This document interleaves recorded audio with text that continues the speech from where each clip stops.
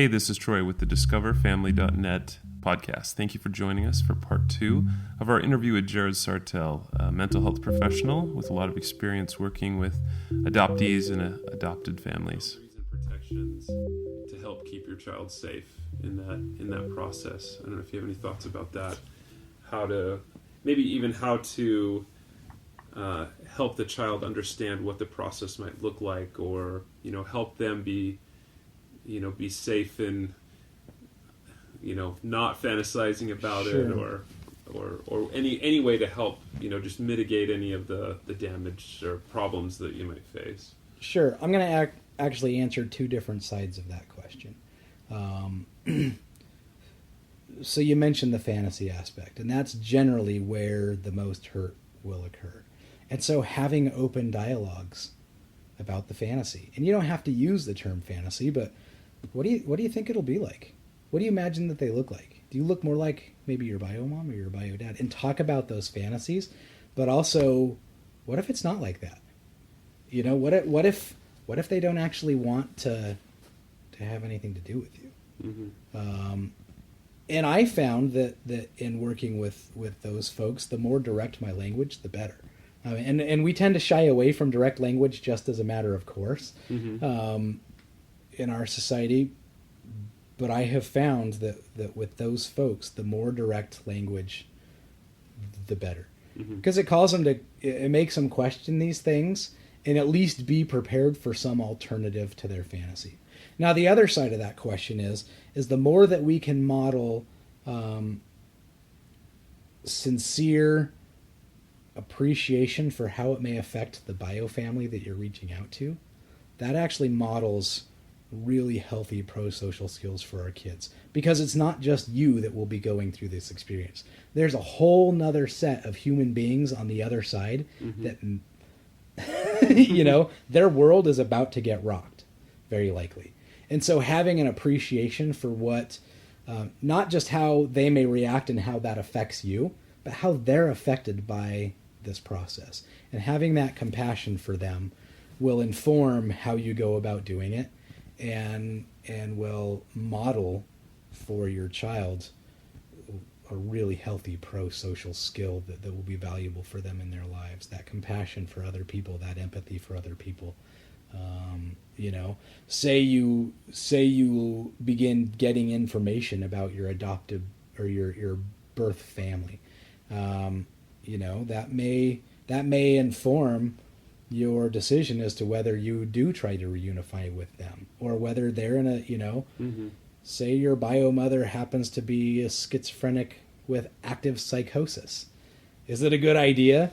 You may really want to do this, but for the sake of that other person, mm-hmm. So to be considerate of that as well, is that the world's not actually all about us.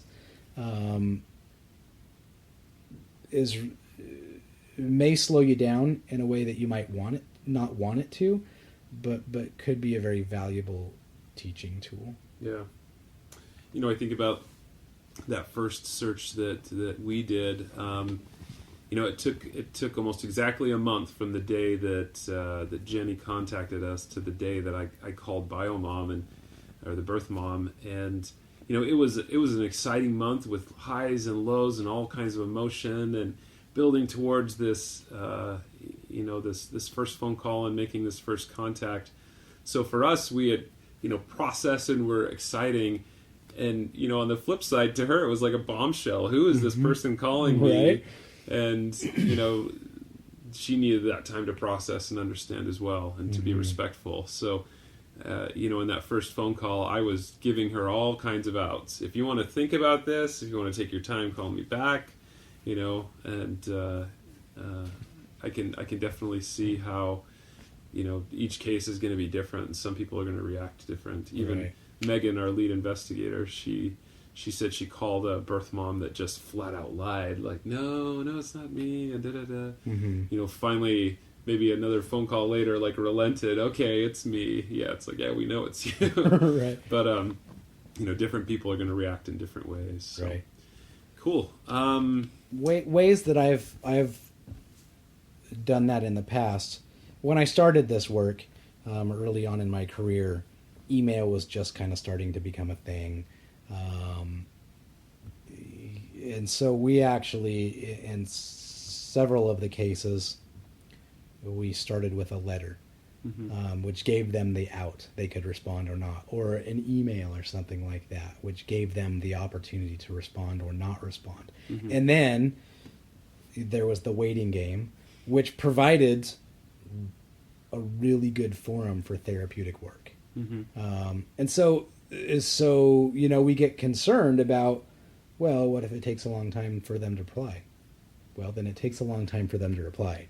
And you have to work through that and resolve it. Sure. Or what if they don't reply? Well, then they don't reply. And you have to work through that and resolve that loss, just like you would some other loss. And so all of these things that may cause us to pause or to not move forward based on fear or anxiety, those are just areas for continued growth.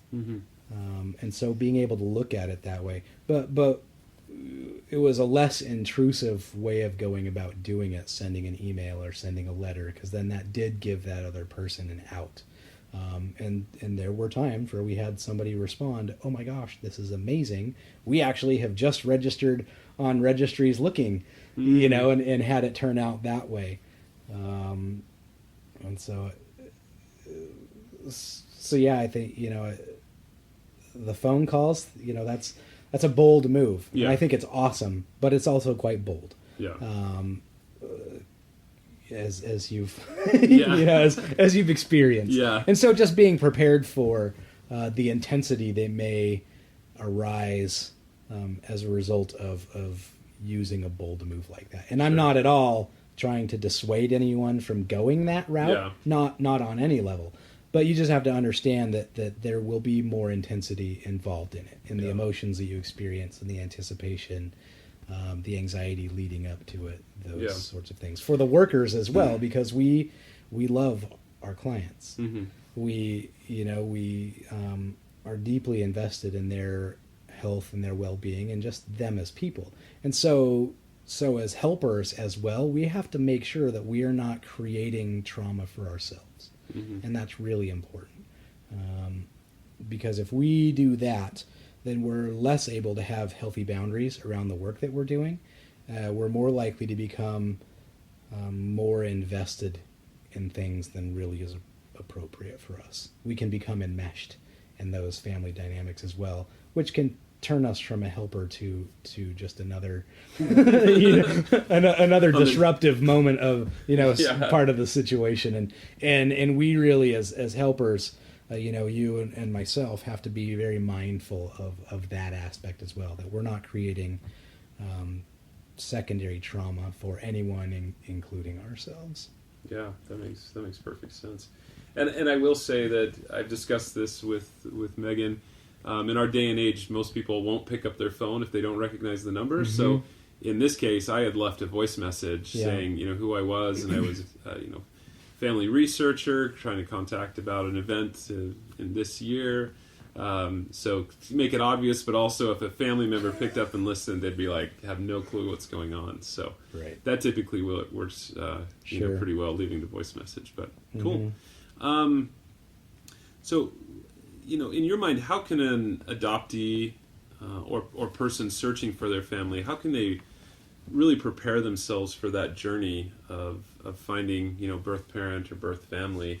How can they best prepare themselves, emotionally for what could be, a very short or a very long search? Yeah.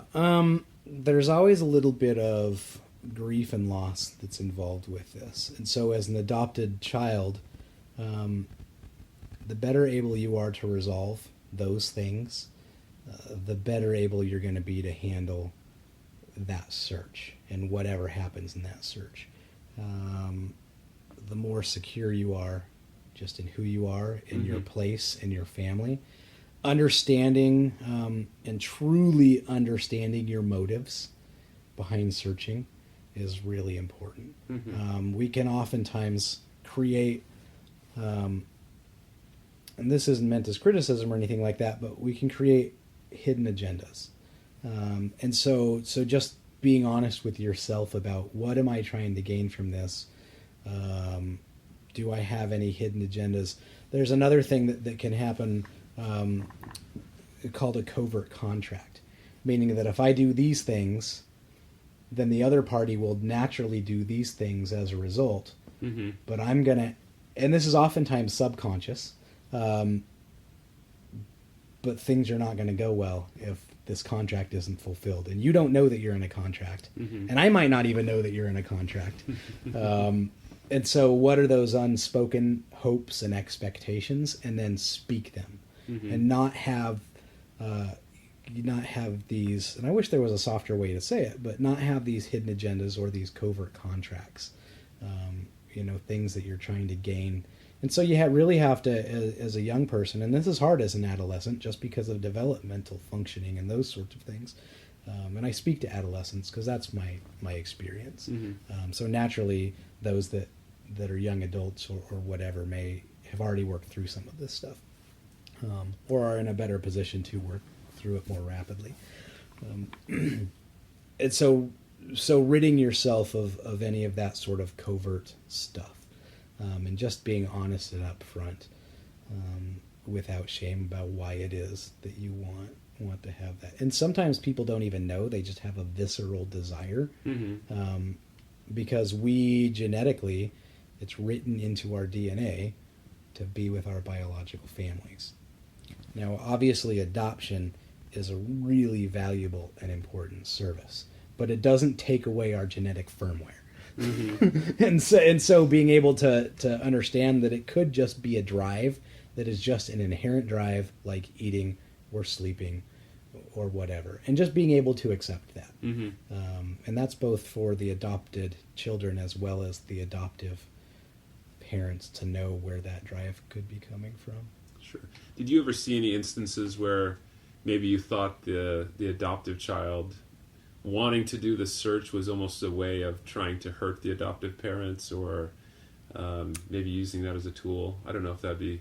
I told a story earlier of a young man that ended up leaving. Mm-hmm. I actually, looking back on it now, I didn't pick up on this at the time, but I think that was actually a part of it. Mm-hmm. It was sort of a resentment for the difficulty that he faced in his adoptive family, and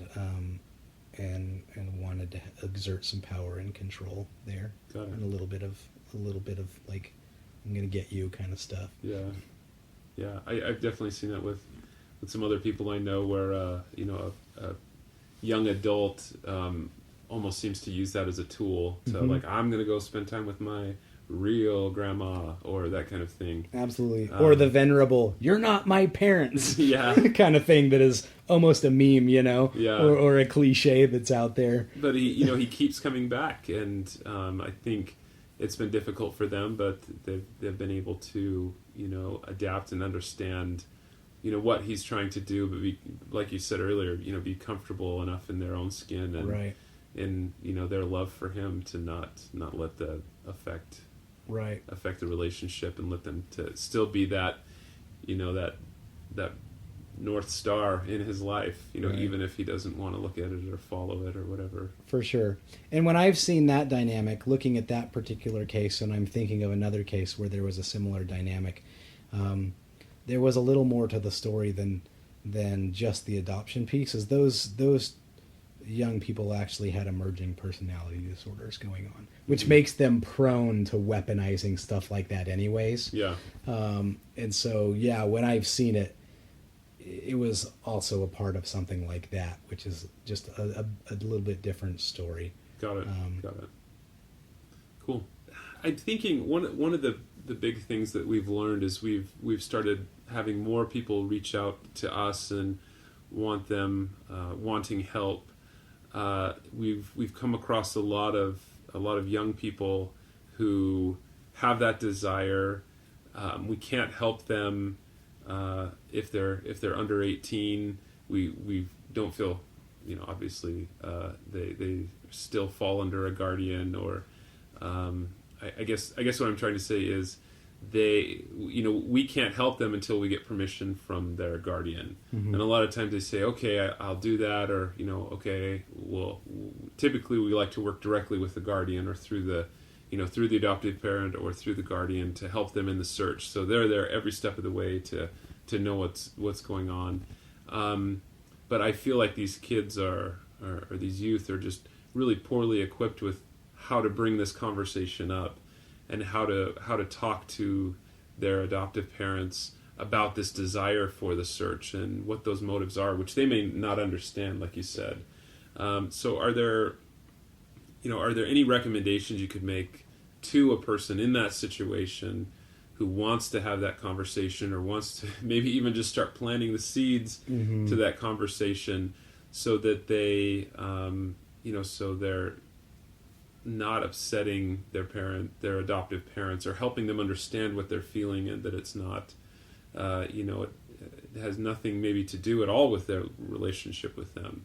How would you, if you were counseling with a youth who wanted this and wanted to talk to the parents, how would, what recommendations would you make to them? Sure, yeah. There are a handful of good books out there that specifically their whole design and premise is to help adoptive parents know what their adopted kids wish they could know. Mm-hmm. And this is where I sound a touch ignorant because I've read them all and I can't remember the exact names and don't remember the authors. Sure. One of them is called "What Adopted Kids Wish Their Parents Knew." I'm pretty sure that's the exact. I have a copy of it. So. I think that's the exact title of that book. And that book by itself has been a pretty valuable tool. And so if you're an adopted young person that because of legal constraints is not able to do the search yet, pick up a couple of those books, read them yourself, figure out which ones you identify with, and then tell your parents, hey, I wish you'd read this book because it actually speaks like my soul. Mm-hmm. Other than that, like, your parents may have some things that they have to resolve. Again, going back to that other stuff that we talked about earlier in our conversation, and then being patient and allowing them to go through their process as well, because you may actually create more disruption in your family life than is necessary by pushing them in a way that they're not ready to do, which kind of sucks for you. Yeah. And you have to decide as a young person if the tumult that can occur because of that is worth it at this time, or if maybe waiting until there are fewer legal constraints. But again, coming back to the relationship with your adoptive parents and helping them see,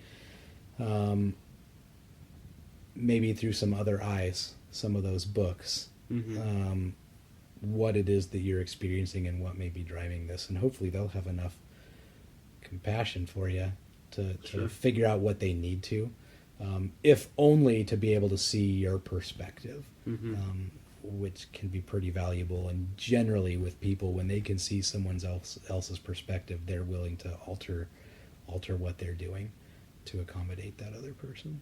Got it. I've often thought about the desire that I think everybody has to know their family history, to know their ancestry, to know their genealogy, where they came from, what are the stories of those who have come before us. I think all of us have that ingrained, that desire. One of my favorite quotes from Alex Haley, who wrote the book Roots, he said, each, just to paraphrase it, each of us has a desire within us, bone marrow deep, to know where we came from. So I think if you build upon that and realize that that desire to find your birth parents is maybe just a portion of that desire that's in all of us to know where we came from. And I've often thought, if you were watching one of the many on PBS shows that they have, I think called Roots and things like that, where they're taking celebrities and looking at their family histories or things like that, and start a conversation there to say, wow, that's so fascinating to be able to know who your great-great-grandpa was, and I wonder if I had ancestors that came from, different countries, or what their stories were, to start the conversation there, and then, of course, it seems like that could lead to, well, gosh, I wonder what my birth mom's story is. I wonder what my birth father's story is. What brought them to the circumstances that, made them give me up, or whatever. It seems like a safe way to go, because I feel like all of us have that desire. Mm-hmm. I don't know if you'd agree. I'd absolutely agree with that. And that's written into our genetic firmware. Mm-hmm. Or if you have a religious belief system, it's invariably written into your religious belief system as well. Sure. And so that's absolutely a good way to go. If I may speak a little bit of some of the pitfalls that might get in your way as a young person wanting to adopt, or to figure out about your birth family, to initiate that search. If you choose to adopt passive-aggressive language, that will create roadblocks. Mm-hmm. If you choose to make... Can you just define, because maybe everyone hasn't heard passive-aggressive, maybe you can even... Sure, so if you choose to... well, it probably wouldn't be like this if I knew my birth mom. Or something of that nature. Sure. Basically, passively sending out a message that things would be different if. Yeah. And it's kind of your fault that things are this bad, is the sort of covert message. Mm-hmm. In our house, we call that the blame thrower, right? For sure.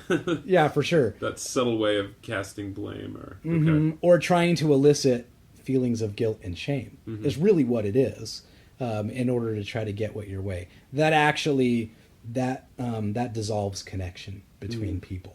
And so your parents are less likely to want to do this if they feel like they're coming under condemnation because of the way that you discuss it. We were laughing a little bit earlier about the "you're not my parents" thing. Language like that will absolutely poison your relationship with your parents, and it will absolutely decrease their internal desire to help you resolve this stuff. And so avoiding that sort of stuff, making threats. I'm just going to find him and go by myself and leave you and go live with them. Yeah. I try and tell people to not use the term real parents. Yeah. Like, I'll tell people, yeah, my kids are adopted. Oh, do you know they're real parents? Right. And that just irritates me. I'm like, what is a real parent? Right. There's a birth parent. Who's the one that stayed up with them till 2 a.m. last night because they had an earache? Indeed. Like, to me, that's real. But maybe changing some of that language as well. Or yeah, using some of that different language. The adoption of birth parents. It feels nice to adoptive parents to be referred to as just parents, as opposed to adoptive parents. But when you're talking about birth family, bio family, birth mom, birth dad, bio mom, bio dad, to differentiate, you're my parents, and these are, bio whatever, that qualifier, it makes a difference to our souls. And especially as parents, the hardship that you experience when you're in a situation where adoption is one of the options you're looking at. And then when there may be some difficulty in your family functioning as a result of adoption attachment issues, like being soft on their spirits will, if only for self-centered reasons, and that I don't advocate that as your sole reason, but if that happens to be your only reason to do it, it's still going to get you more mileage than using veiled threats or using sort of guilt, shame, or less than assertive language in expressing your desires. And that's just human nature stuff. You treat people kindly, they're more likely to treat you kindly back and accommodate you. You don't. Even if you feel like you're justified in not treating them kindly, you may actually be justified in not treating them that way, but it's still probably not going to get you what you're looking for. Yeah, that makes sense. Cool. Yeah, so I think just kind of as we wrap up the conversation, one thing we've talked about, and I've talked with a lot of people about, is, I think that not letting the fear rule us. And I'm coming from a perspective of being an adoptive parent myself, and having seen these searches that we do. Probably one of the biggest realizations I've had, and one of the reasons I kind of shifted the focus of discoverfamily.net was I realized that these people who are going through this search, whether they're adopted or just simply don't know who their birth families are, or birth parents are, this is a journey that will challenge them. This journey is, we often describe it as like a roller coaster or a ride that will take you on highs and lows. It's frequently that people say that this is the most intense emotions that I've felt, in all directions. But as I realize this more, I really believe that the focus of what we do should be towards supporting them and helping them through this difficult time, and not just doing the search and handing them a name and a phone number saying this is your bio mom, this is your bio dad, give them a call, but being there with them through that journey. And I feel like if there's any message that I could send to the adoptive parents out there, is this is probably going to be one of the greatest opportunities in your relationship to support and strengthen your relationship with your child, and to be there for them through this journey, and deal with the challenges, if there's fallout, to deal with the fallout, but to be able to express your love through supporting them in what may be one of the most difficult things they ever do in their life. So I don't know if you have any thoughts, if you agree with that assessment. I absolutely agree with that assessment, and I'll add a little bit. It also tends to be one of the most satisfying experiences for people that go through it. Regardless of the outcome, there's a measure of satisfaction that was missing, that they may not even known was missing, both in adoptive parents and adopted children. And being able to obtain that satisfaction and contentment is valuable beyond measure. That's great. Well, Jared, thank you so much for your time. Really appreciate your insights, and I know this will be really valuable for some of our listeners who are beginning this journey, mid-journey, or even after the journey, to help look back and reflect on it. So really appreciate your time. Well, yeah, I appreciate the opportunity. To be able to help families with this is really, really cool and important. Thanks for what you do. Thanks.